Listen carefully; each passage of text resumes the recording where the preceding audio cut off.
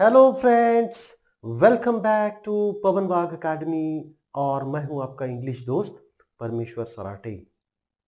दोस्तों, चलिए आज हम आगे बढ़ते हैं। यूनिट 1.5 की 1.5 जो कि एक लेसन है, एक प्ले है एक्चुअली, जो जॉर्ज बर्नार्ड शॉ, एक बहुत ही जाने माने आयरिश लेखक है, उनके द्वारा लिखा गया है। तो चलिए आगे बढ़ते हैं। इस छोटी सी नाटिका को देखने से पहले हम चलते हैं इसके वार्मिंग अप सेशन के साथ। चलिए वार्मिंग अप सेशन के साथ आगे बढ़ने वाले हैं। अब पहला सवाल है डिस्कस इन ग्रुप्स और pairs and make a list of weapons used in old times and in present time. अभी देखिए, इसमें हमको क्या करना है कि पुराने जमाने में, ओल्ड टाइम्स है ना, पुराने ज़माने में क्या हथियार में क्या क्या कौन कौन से हथियारों को उपयोग में लाया जाता था, और आज के दिन किन हथियारों का उपयोग किया जाता है, ये हमें देखना है। तो चलिए सबसे पहले तो उसी सवाल को हम पूरा कर लेते हैं। अब देखिए, पुराने ज़माने में क्या हथियार हुआ करते थे? भाले हुआ करते थे, कुल्हाड़ी हुआ करती थी, तीर कमान हुआ करते थे। उसके बाद में पुराने ज़माने में तलवारें हुआ करती थी, है ना। तो इस तरह से ये सारे, उसके बाद में गुलेल हुआ करती थी। ये सारे पुराने ज़माने में उपयोग में लाए जाने वाले हथियार है। तो एक एक करके लेते हैं हम। स्पीयर, भाला, ठीक है। फिर स्वॉर्ड मतलब तलवार, बो एंड एरो मतलब तीर कमान, ठीक है। फिर होते हैं नाइव्स मतलब चाकू, ठीक है। फिर है एक्सेस मतलब कुल्हाड़ियाँ, और आखिर में कैटापल्ट। कैटापल्ट का मतलब क्या होता है? गुलेल, ठीक है। तो ये सारे पुराने ज़माने में उपयोग में लाए जाने वाले हथियार हैं। अब जो मॉडर्न ज़माना है, या फिर मे बी अभी तो आजकल तो युद्ध बहुत कम ही होते हैं, पर आजकल के युद्ध में जो हथियार उपयोग में लाए जाते हैं उनके बारे में देखते हैं। राइफल्स होती है ना, सब मशीन गन्स होती है, मशीन गन्स होती है ना, स्नाइपर राइफल्स होती है, ठीक है। फिर बाद में कहीं पर तो बॉम्ब्स, है ना, बॉम्ब्स होते हैं, मिसाइल्स होती है, ठीक है। तो ये सारी चीज़ों का इस्तेमाल आज किया जाता है युद्ध लड़ने के लिए, ठीक है। अब ये राइफल्स, वो सारी चीज़ें तो आपको पता है। स्नाइपर राइफल्स क्या होती है? स्नाइपर राइफल्स इस तरह की राइफल होती है जो कि बहुत दूर से, 1-2 किलोमीटर दूर से भी छुप करके शत्रु के एक एक व्यक्ति को निहार के, उनको ढूंढ के मारा जाता है। उसको कहते हैं स्नाइपर राइफल। स्नाइपर राइफल मतलब छुप करके शत्रु के एक एक व्यक्ति को मारा जाता है, उसको कहते हैं स्नाइपर्स। तो चलिए ये हो गए वेपन्स। अब आगे बढ़ते हैं दूसरे सवाल के साथ, देखते हैं दूसरा सवाल हमें क्या पूछ रहा है। और दूसरा सवाल जो है वो आपसे किसी चीज़ को डिसाइड करने में, है ना, डिसीजन मेकिंग के बारे में दूसरा सवाल है। दूसरा सवाल आपसे पूछ रहा है कि मान लीजिए आप एक, imagine that you are the captain of your school kabaddi team. Your final match is against a very strong team. Your team members are sure that you will lose. तो मान लीजिए कि आप आपके स्कूल के कबड्डी टीम के कैप्टन हो, और आपकी जो फाइनल मैच है वो एक बहुत ही तगड़े ऐसे टीम से है, और आपके your team members are sure that you will lose, और आपके सभी टीम के सदस्यों को लग रहा है कि आप हारने ही वाले हो। How will you boost their morale? Work in groups and prepare a short list of what can encourage the team. अभी देखिए, हमको क्या करना है कि ऐसी कुछ चीज़ों का एक लिस्ट बनाना है जो हमें हमारे टीम मेंबर्स को कॉन्फिडेंस दे, उनका आत्मविश्वास बढ़ाने में मदद कर सकती है ना। ऐसी क्या चीज़ें हो सकती है कि देखिए, आप अपने टीम को एक तो कह सकते हो कि ठीक है, कोई दबाव दबाव नहीं लेना है, प्रेशर है ना, सबसे प्रेशर क्या करना है, रिलीज। सबसे पहले तो आपको उनसे कहना होगा कि भाई देखो, आप कोई भी दबाव नहीं लेना है, जो होगा देखा जाएगा, ठीक है। हम आपको लग रहा है हम हारने वाले हैं, ठीक है, कोई बात नहीं, हारने वाले हैं, लेकिन लेकिन भले ही हम हारने वाले हैं, पर हम आसानी से नहीं हारेंगे, है ना। मतलब आसानी से उनको जीतने नहीं देंगे, उनको जितना हो सके उतनी कड़ी टक्कर हम देंगे, ये पहली चीज है। तो इसमें क्या होगा कि उनको प्रेशर नहीं रहेगा कि नहीं हमें जीतना ही है। तो ये जो प्रेशर होता है, ये कई बार आदमी को बहुत ज्यादा असहनीय होता है और फिर आत्मविश्वास को डावाडोल करके रख देता है। तो सबसे पहले तो आपको प्रेशर रिलीज करना होगा, और एक बार उनका प्रेशर रिलीज हो चुका, एक बार उनका प्रेशर रिलीज हो गया, तो फिर आप उनको कह सकते हो कि ठीक है, कोई बात नहीं, हम भी पहली बार फाइनल में आए हैं, वो टीम टीम तगड़ी है ऐसा आपको लग रहा है, पर ऐसी कोई टीम इस दुनिया में है कि जिसको हराया ही नहीं जा सकता। कोई ऐसी टीम है दुनिया में आज तक बनी है जिसको कभी किसी ने नहीं हराया हो? तो ठीक है, तो इसका मतलब अगर ऐसी कोई टीम ही नहीं बनी है तो इसको भी हराया जा सकता है ना। मतलब क्या कि इसको, ये विनेबल सिचुएशन है ना, विनेबल सिचुएशन है ना। मतलब अगर ऐसी टीम कोई बनी ही नहीं है कि जो कभी हार ही नहीं सकती, तो ये भी टीम बिल्कुल, इसको भी हराया जा सकता है ना। तीसरी चीज आप कह सकते हो, आपके टीम को कह सकते हो कि भाई ठीक है, हम फाइनल तक पहुंचे हैं, इसका मतलब अगर हम फाइनल तक पहुंचते ही नहीं तो इसका मतलब क्या होता कि हम में कोई क्षमता ही नहीं है। पर जबकि हम कई टीमों को हरा करके फाइनल में पहुंच चुके हैं, तो इसका मतलब यह है कि हम में भी उतनी ही क्षमता है जितनी उस टीम में है, ठीक है। तो अगर हम दोनों भी एक ही जगह पर खड़े हैं, तो हम ऐसा क्यों सोच रहे हैं कि हम जीत नहीं सकते, जबकि हमने इतनी सारी मैचेस जीती है, इतनी सारे मैच हमने जीत लिए हैं, तो हम अब ऐसा क्यों सोच रहे हैं कि हम जीत नहीं सकते, ठीक है। तो तीसरा होगा कि भाई वाई नेगेटिव, क्यों सोच रहे हैं नेगेटिव, इसका सही से हमको पता करना होगा कि हमारे मन में जो नेगेटिव विचार, जो नकारात्मक सोच हमारे दिल में उभर रही है या फिर हमारे दिमाग में उभर रही है, उसका कारण क्या है।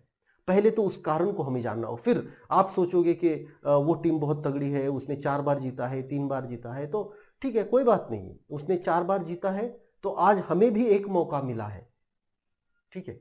उसने अगर 4 बार जीता है तो आज हमें भी मौका मिला है, हो सकता है हम भी पहली बार जीत जाए। ओके, तो इस तरह से एक एक करके, एक एक बात को समझा करके, एक एक बात को एक क्या कहते हैं, लॉजिकली, है ना, उसको हमको सारा सार विचार करके उसके बारे में सोचना है, और उसको सोच करके ही उसके बारे में निर्णय लेना होगा, ऐसा आपको आपके टीम को जताना होगा, ठीक है। चलिए, अब तीसरा सवाल है adding different prepositions to the same action verb changes the meaning of phrases thus formed. देखिए, एक चीज होती है जिसको हम कहते हैं फ्रेजल वर्ब्स। अब फ्रेज क्या होती है आपको पता है, एक से ज्यादा शब्द अगर एक साथ जुड़ते हैं तो उसको हम फ्रेज कहते हैं, है ना। Group of words, phrase is a group of words. अभी देखिए, फ्रेजल वर्ब्स क्या होते हैं, ये ऐसे वर्ब्स होते हैं, ऐसे एक्शन वर्ड्स होते हैं, ऐसे क्रियापद होते हैं जिसको या तो हम प्रेपोजिशन उसको जोड़ देते हैं, या फिर कभी कभी उसको एडवर्ब भी जोड़ा जाता है। और ऐसे दो शब्दों के वर्ब के साथ प्रेपोजिशन या एडवर्ब आने की वजह से वो जो वर्ब होता है उसका मीनिंग पूरी तरह से चेंज हो जाता है, उसका जो मतलब होता है वो पूरी तरह से बदल जाता है। और इसी कॉम्बिनेशन को, इसी वर्ब और प्रेपोजिशन या वर्ब और एडवर्ब के साथ आने को हम कहते हैं फ्रेजल वर्ब्स। अब फ्रेजल वर्ब की एक बात आपको ध्यान में रखनी होगी कि उसके साथ में जो वर्ब आता है और उसके साथ में वर्ब जो होता है उसका अगर हम अलग से उसका मीनिंग पता करें तो वो अलग होता है, और उसको जब एक प्रीपोजिशन जोड़ा जाता है या फिर एडवर्ब जोड़ा जाता है तब उसका मीनिंग पूरी तरह से बदल जाता है। देखिए कैसे, यहां पर कुछ एग्जाम्पल्स हमको दिए हैं। फॉर एग्जाम्पल कॉल आउट, ठीक है। अब ये आउट जो है ये है प्रीपोजिशन और कॉल है वर्ब। अभी देखो दोनों के कॉम्बिनेशन से तैयार हो चुका है वर्ड कॉल आउट। अभी देखिए अगर आप सिर्फ कॉल का मतलब होता है बुलाना, अब कॉल आउट तो बाहर बुलाना ऐसा नहीं है उसका मीनिंग। उसका मीनिंग होता है, कॉल आउट का मीनिंग होता है अनाउंस। अनाउंस मतलब घोषणा करना, ठीक है। कॉल आउट का मतलब होता है घोषणा करना, ठीक है। द टीचर और the principal called out in the assembly that no indiscipline will be tolerated, है ना। उन्होंने सवेरे असेंबली में ही बता दिया कि किसी तरह की इनडिसिप्लिन स्कूल में अभी से नहीं सही जाएगी। कॉल फॉर, अभी देखो वर्ड वही है कॉल, पर इसको जोड़ा गया है फॉर, है ना। अब कॉल फॉर का मतलब क्या होता है? कॉल फॉर का मतलब होता है विजिट करना, किसी से मिलना, है ना, ठीक है। उसी तरह से सॉरी, कॉल फॉर होता है समन, सॉरी, कॉल फॉर होता है समन, मतलब किसी को बुलावा भेजना, जैसे किसी को बुलाने के लिए भेजना किसी को, कॉल फॉर।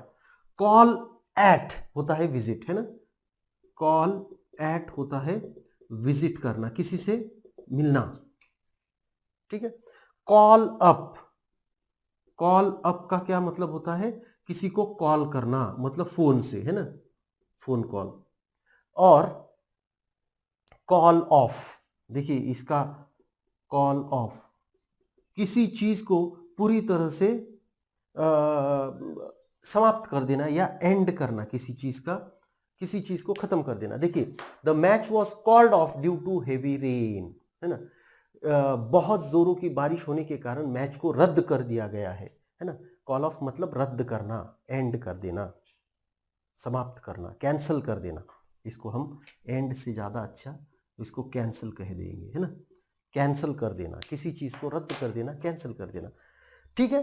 तो अभी हमें कुछ ऐसी ही फ्रेजल वर्ब्स दिए गए हैं, तो हमको क्या करना है, वो फ्रेजल वर्ब्स किस मतलब से या किस मीनिंग के साथ उस वाक्य में आए हैं उसको हमें एक बार देखना है, और उसका मीनिंग हमको यहां पर लिखना है, ठीक है। चलिए, guess the difference in meanings of the underlined phrasal verbs. अभी देखिए पहला, मैं पूरा वाक्य नहीं लिखूंगा, आप अपनी किताब में देख सकते हो। पहला A, he promised to look into, to look into, ये है फ्रेजल वर्ब। अब इसका मीनिंग क्या है, ठीक है, ये एक एक करके हम देखने वाले हैं। उसके बाद में दूसरा है, he asked me to look for, to look for, ठीक है, he asked me to look for his lost book. और तीसरा है, I shall look forward to your arrival, look forward, I shall look forward to your arrival, ठीक है। अब देखिए इसमें इसका वाक्य में एक बार पढ़ता हूं और फिर देखते हैं क्या आप उसको गेस कर पाते हो या नहीं। He promised to look into the matter, he promised to look into the matter. Look into the matter का मतलब होता है इन्वेस्टिगेट। मतलब क्या होता है इन्वेस्टिगेट का मतलब क्या है? इन्वेस्टिगेट मतलब ढूंढ कर निकालना, एक आधी चीज को इन डिटेल्ड स्टडी करके उसमें से कुछ ढूंढना, है ना, इन्वेस्टिगेट। जैसे हम देखते हैं सीआईडी वाले अगर खून हो जाता है तो खून के बाद उसको इन्वेस्टिगेट करते हैं कि किस तरह से क्या हुआ हो सकता है, और उसके बाद में कौन खूनी है उसको ढूंढकर निकालते हैं। He asked me to look for his lost book. अब उसने मुझसे उसकी बुक टू लुक फॉर, है ना, asked me to look for his, look for मतलब सर्च या फिर फाइंड, है ना, मतलब ढूंढने के लिए। उसने मुझे उसकी खोई हुई किताब ढूंढने के लिए कहा। I shall look forward to your arrival. Look forward to, है ना, ये होता है look forward to. Forward to मतलब, लुक फॉरवर्ड टू का मतलब होता है किसी चीज के लिए, अवेट फॉर समथिंग ईगरली, ठीक है, किसी चीज के लिए बहुत ही ज्यादा, किसी चीज की राह देखना, है ना, मतलब कोई चीज आपको बहुत पसंद हो तो उसकी राह हम देखते हैं। तो उसी तरह से टू लुक फॉरवर्ड टू का मतलब होता है कि मैं आपसे मिलने के लिए राह देखूंगा, मतलब आपकी राह देखूंगा, आप मुझे जल्द ही मिलेंगे, ऐसी इस तरह से। Look forward to eagerly, wait eagerly, है ना। ठीक है, चलिए आगे बढ़ते हैं।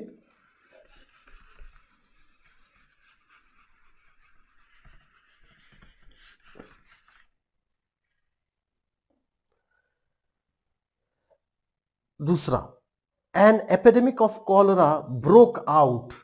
दूसरा, पहला है ब्रोक आउट, है ना, the epidemic, an epidemic of cholera broke out. The thieves broke into, broke into the thieves broke into the locked house. और तीसरा है they broke up their friendship, they broke up their friendship। ठीक है, अभी देखो, N epidemic of cholera broke out. Broke out का मतलब क्या होता है? टू डेवलप सडनली, अचानक से ही, है ना।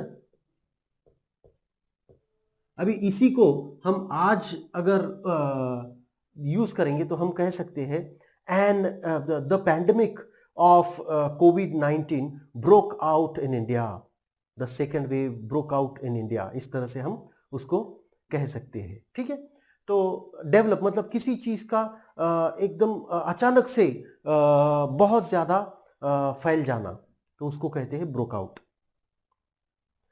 उसके बाद में है broke into, the thieves broke into the locked house. Broke into मतलब एंटर फोर्सिबली, फोर्सिबली कह सकते हैं, विदाउट परमिशन भी कह सकते हैं, ना, मतलब इजाजत के बगैर एक आधी जगह पर घुसना। ब्रोक इनटू तो उन्होंने चोरी करने के उद्देश्य से वो घर में घुस गए, विदाउट परमिशन वो घुसे, है ना। They broke up their friendship. अभी ये ब्रेकअप जो होता है, ये वर्ड आपके जनरेशन को बहुत ज्यादा पता है। ब्रेकअप मतलब एंड कर देना किसी चीज का, किसी चीज को खत्म कर। They broke up their friendship, उन्होंने अपनी दोस्ती तोड़ दी, है ना। ठीक है, चलिए आगे बढ़ते हैं। ये था सेकेंड, अब थर्ड की ओर बढ़ते हैं।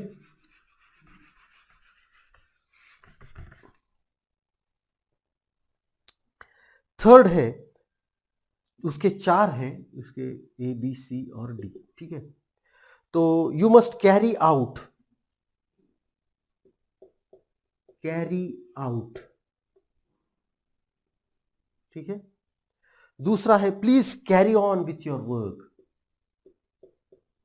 Carry on. तीसरा है they carried of, carry off, ठीक है। और आखिरी है carry forward.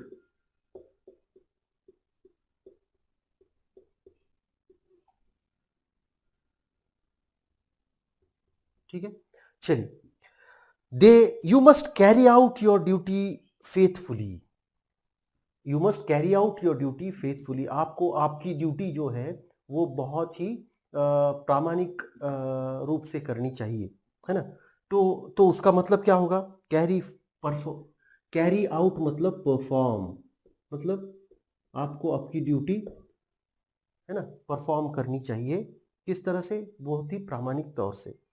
Please carry on with your work. Carry on, please carry on. अगर कोई आया है और आपने उसकी वजह से रोक दिया है काम, तो कहा जाता है कि कैरी ऑन मतलब कंटिन्यू, आप अपना काम कंटिन्यू कर सकते हो। Carry off, they carried off the trophy in the football matches. Carried off मतलब परफॉर्म सक्सेसफुली, है ना, टू बी सक्सेसफुल।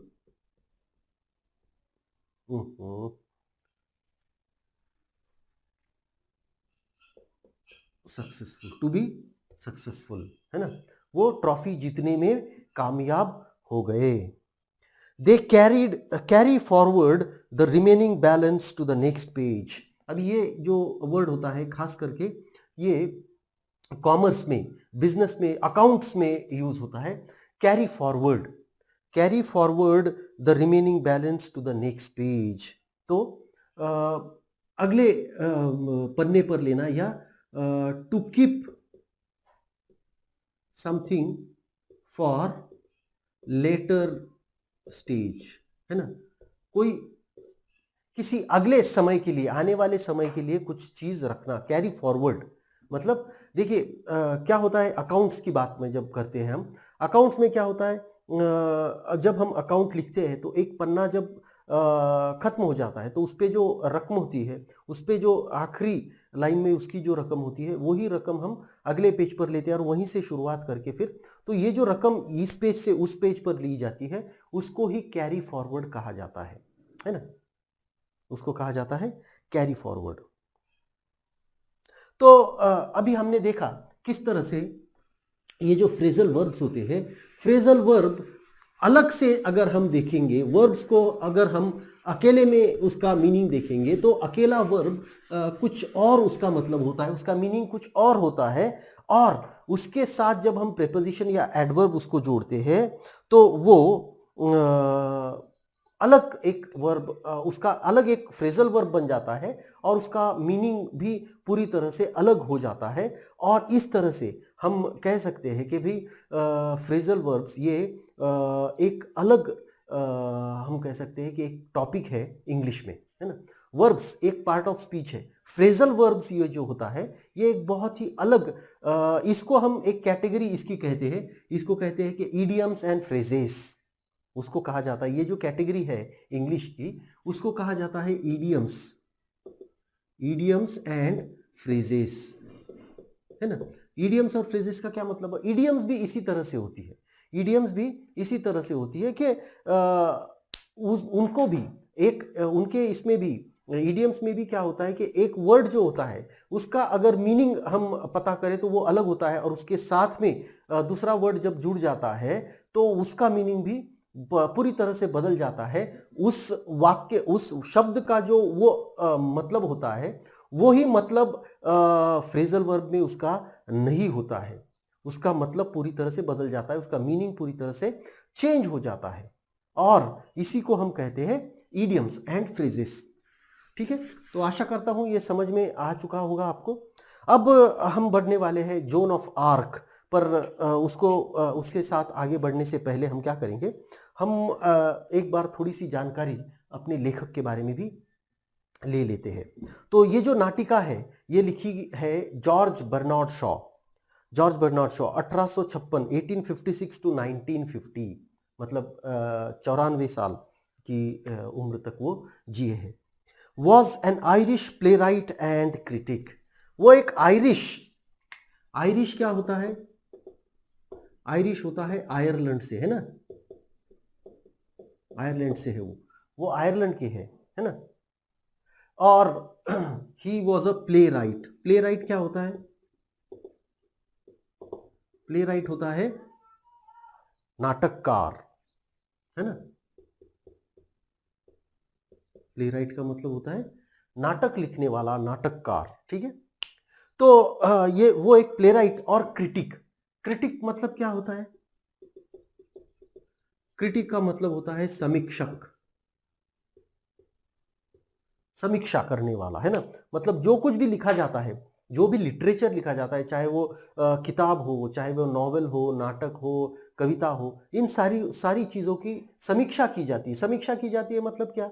कि भई ये कविता किस तरह से लिखी गई है, क्या वो अच्छी है या फिर वो क्या उसमें क्या कमियाँ हैं, उसमें क्या खामियाँ हैं, उसमें क्या चीज़ अच्छी है, ये सारा कुछ बताने वाले को हम कहते हैं समीक्षक। ठीक है?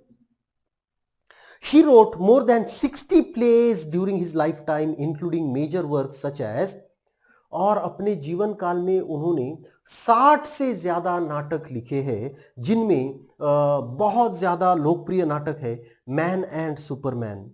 1902 में उन्होंने लिखा है। उनके जो नाटक है वो उनमें मैन एंड सुपरमैन